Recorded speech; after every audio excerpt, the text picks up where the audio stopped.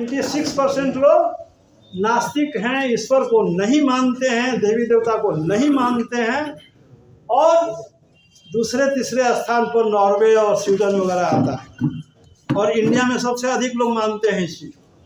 पिछड़ा हुआ है और फिर पिछड़ते जा रहा है। तो ये इस चीज़ को जानिए, आपके देश में धर्म का खेल, धर्मांध बनाए जा रहे हैं, रोज नए नए देवी देवता और नए गुरु पैदा हो रहे हैं, मूर्ख बना रहे हैं, उसके पीछे भी लोग चल रहे हैं। हंसिए नहीं, सच्चाई है। कांवड़ ढोते हैं लोग, हैं मनिहारी घाट में कुछ साल पहले, आप लोग शायद बहुत छोटे होंगे, पूरी नाव कांवरियों से लदी हुई डूब गई थी।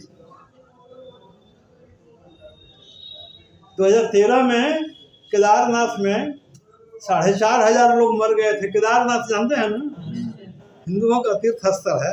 2012 में हुआ था। 2012 में घटना हुआ था। 12 या 13 में हुआ। 2012 में वो मर गए। कोई देवी देवता आया नहीं सामने बचाने के। इसलिए इस चीज पर भी विचार कीजिएगा। लेकिन सर, आप बोले कि जो धर्म है उनका विकास नहीं, लेकिन क्रिश्चियन और ईसाई धर्म को मानूं तो पूरे विश्व में सबसे अधिक विकास क्रिश्चियनिटी, यस, आ रहे हैं। देखिए, क्रिश्चियनिटी को आप ये सवाल उठा रहे हैं, बिल्कुल सही सवाल उठा रहे हैं। क्रिश्चियनिटी का, रिलीजन का 3 एस्पेक्ट जो आपके धर्म में नहीं है, अन्य धर्मों में नहीं है। क्रिश्चियनिटी में टीचिंग पूरे वर्ल्ड में जाकर के उन लोगों ने स्कूल खोला। आपके देश में भी आकर के उन लोगों ने स्कूल खोला। हजारीबाग के जंगलों में स्कूल खोला, बच्चों को पढ़ाया। टीचिंग, प्रीचिंग मतलब प्रचार, धर्म प्रचार, और हीलिंग का मतलब होता है मरहम पट्टी करना। ये क्रिश्चियनिटी का 3 चीज़ देखिएगा पूरे वर्ल्ड में करते हैं। आज भी सुधा वर्गीस पटना की सड़कों पर साइकिल लेकर घूमती हैं, जिनको पद्मश्री अवार्ड मिला है, और मुसाहरी टोली में जाकर के रात में पढ़ाती हैं। क्रिश्चियन हैं, केरला क्रिश्चियन लोगों का जो माने ह्यूमैनिटेरियन ये पर देखिएगा, ह्यूमनिस्टिक अप्रोच, वो हिंदुओं में नहीं है। ट्राइबल आदिवासी के बच्चों को पढ़ा कर कहाँ लोग पहुँचा दिया। वो है ना, धर्म का वो भी एस्पेक्ट है। लेकिन आपके धर्म में देखिए, शिक्षा का विरोध किया जाता है। इससे बढ़िया वो सबसे पहले तो पब्लिक स्कूल बनाने का काम इस्लाम के लोगों ने किया। मदरसा सबसे अधिक पहले खुला था यहाँ तो लोग कहते हैं गुरुकुल केवल राजा रजवाड़ा के बेटों के लिए था, बेटियों के लिए नहीं था। यहाँ तो स्त्रियों को पढ़ने का अधिकार भी नहीं था। स्त्रियों को पढ़ने का अधिकार सबसे पहले चुनौती दे करके एक माली की औरत सावित्रीबाई फूले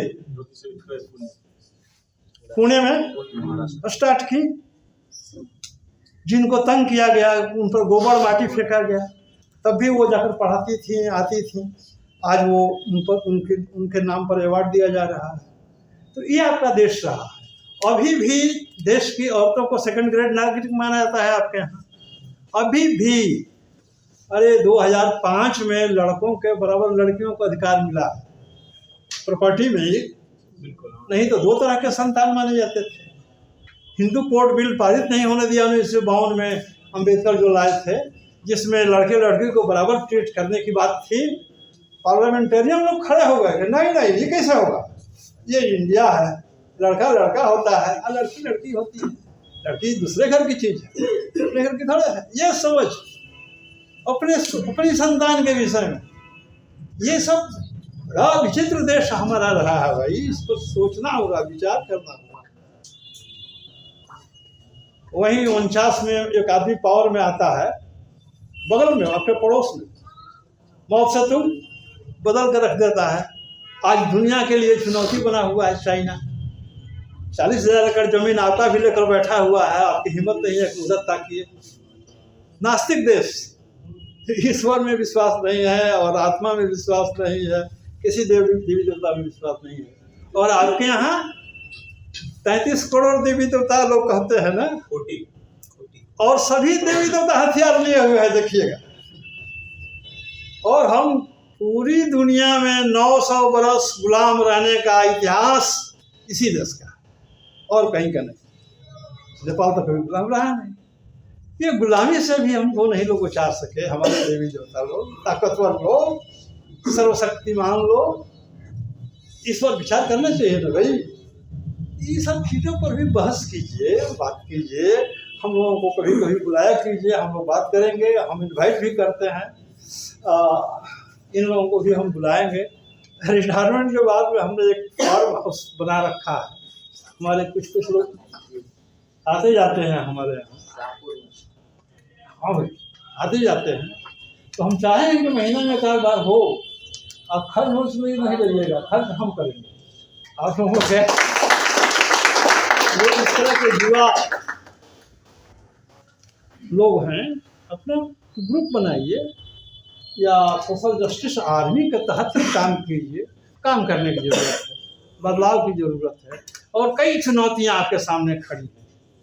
अभी पूरा देश संकट से गुजर रहा है, पूरी सोसाइटी संकट से गुजर रही है, धर्मांधता अंधविश्वास में जकड़ा हुआ देश है। इसको तोड़ने की ज़रूरत है। साउथ इंडिया बहुत कुछ बाहर निकल चुका है, नॉर्दर्न इंडिया फंसा हुआ है। इसमें आप लोगों की बड़ी जिम्मेवारी बनती है। आप अपने साथ अपने सोसाइटी के लिए, इर्द गिर्द के लिए भी सोचिए। आप सबों को धन्यवाद, आप लोगों ने सुना। मेरी मजबूरी है।